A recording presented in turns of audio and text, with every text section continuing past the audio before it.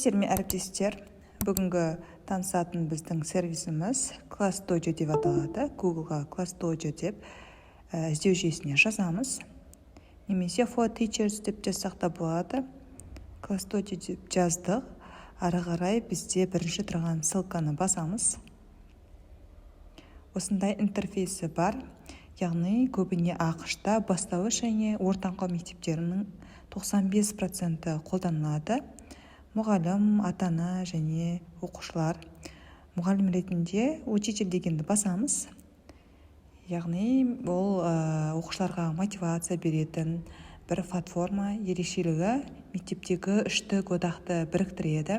Яғни мұғалім, оқушы, ата-ана ретінде. Осындай интерфейсі бар бізде. Яғни бұл жерде менің классым, барлық класстарым, классты жазып аламын. Оқушыларды плюсик таңбасы арқылы тіркейсіз. Бұл жерде ары қарай жүрсек, әртүрлі сыныптарым бар. Осы, мысалы, 10 А сыныбына кірген кезде оқушылар пайда болды. Асланға кірген кезде, мысалы, жұптық, практикалық, тапсырма, жеке жұмыс деп жазып алуға болады. Плюсик таңбасын басу арқылы мына жерден редактировать етеміз. Бұл жерге балдарды берсек болады, иконкаларды өзгертіп қойсақ болады. Осылай әртүрлі әдемі иконканы алып, өзгертіп аламыз. Келесінде бізде егерде оқушы сабаққа кешігіп келсе, дәптері жоқ болса, тәртібіне байланысты да мына жерде балын минус балмен есептесеңіздер болады. Яғни плюсик таңбасын басу арқылы, мысалы, кешігіп келді деп бассақ, осылай минус бал алынып отырады. Мысалы, алдиярға белсенділігі үшін. Яғни барлық классым иконкасы, яғни глобус тәрізді болып тұрады. Бұл жерде, яғни дневник класса дегенде оқушыларға тапсырманы беруге болады, файл ретінде жүктеуге болады. Мына жерге ссылкасын алып, немесе дайын суретті жібереміз. Яғни оқушыларға бұл керек емес. Бізге қажеттісі осылар. Енді бізде мына жердегі оқушыларды қалай біз логин пароль береміз. Яғни получить логинді басқан кезде осындай QR-код арқылы оқушыларды кіргізіп алсақ болады осы ссылкаға. Осылай тіркеп отырамыз оқушыларымызды. Келесі бізде инструменттері әртүрлі ерекшелігі бар. Бұл жерде соңғы жағында оқушылардың бар жоғын, сабақта бар жоғын анықтауға болады. Яғни кім жоқ болса, соның үстіне басып, сохранить деп алсақ, осындай сұр болып жанып тұрады. Сабақта жоқ оқушылар. Қарапайым біздің күнделік кезетімізге ұқсайды. Яғни бұл жерден біз белгілеп алсақ болады оқушыларды, және де рандом арқылы оқушыларды сабақты кім айтады, сол арқылы рандом арқылы жасауға болады, таймер қоюға болады. Мысалы, секундомер қоямыз. Келесі бізде портфолио. Ол қажет емес, бізге бұл мынандай несі бар. Бұл жерде әртүрлі информацияны оқуға болады.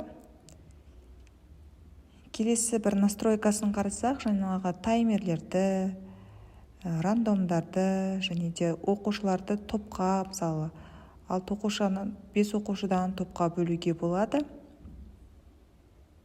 Топқа бөлгенге ыңғайлы. Келесі бізде инструменттері, мысалы, шум. Оқушылардың шумын анықтауға болады. Егерде оқушылар отырса, осыны қосып қойсаңыздар болады. Келесінде бұл направление, яғни доска, тақырып жазып, слайд ретінде қоссаңыздар болады. Мысалы, мына жерге жазып қойын. Қажеті жоқ, или совместная работа, ол топтасып бір жұмыс жасайды оқушылар. Тақырыпты тоже беріп, слайд ретінде қойып қойсаңыздар болады. Мысалы, тақырып HTML тектері деп сақтап, яғни тақырыптың атын жазып қойсаңыздар да болады. Келесі бізде, яғни күндеріңіз сәтті өтсін деген сияқты бір тілектер, рефлексия берсеңіздер болады.